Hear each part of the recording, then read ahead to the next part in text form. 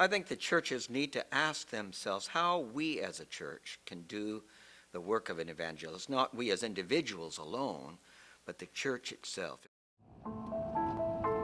Church was planted 5 years ago, and we ended up out in this area on Forest Brook Road of Myrtle Beach. And this place where we're sitting right now was a Christian Missionary Alliance church. So we had to build an altar rail. We had to build an altar table. We had to rearrange some of the walls in the building to accommodate what we wanted to do ministry-wise. I actually never went to church. I wasn't brought up in church. Yeah, Adam came. Of course, Steve, brought him in to work on the church because he had been doing work for Steve. I didn't, I just didn't have a relationship with God. I didn't, it just didn't mean anything to me. It had no meaning for me. Steve was consistently asking him to come to church and telling him that he needed something more in his life. I was just involved in life, being busy, working really hard, trying to succeed, but just not, like I said, I just had no relationship with God. I do remember Steve calling me, and he said, we need to pray for Adam. He has had a cerebral hemorrhage. It was November 25th. It was a month before Christmas.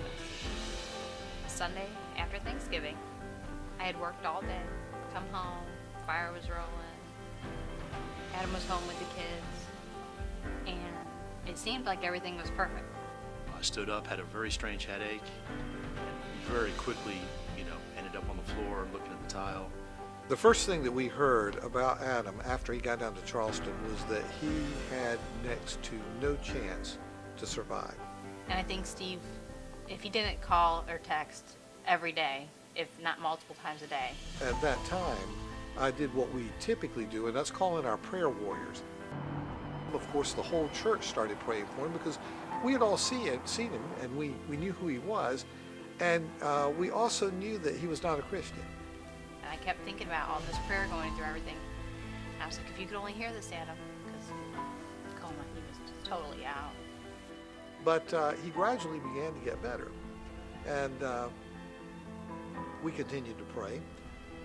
And over a couple of months, he finally was released from the hospital and came back home. I knew when I was out at home, even on a walker, I wanted to come to church. I wanted to come to this church. So, as soon as I could physically do it, which was, a while, and I think I might have been in a wheelchair the first couple of trips, but I came and I've never stopped. I love it.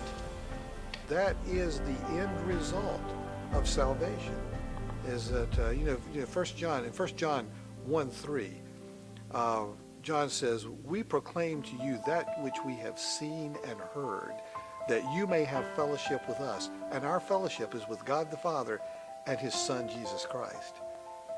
In the end result, in eternity, we live in fellowship with God. And that koinonia, that means holding things in common. And what we hold in common is our faith in Jesus, our common existence, our common life together, and our common mission. And the church wanted to bring Adam into that.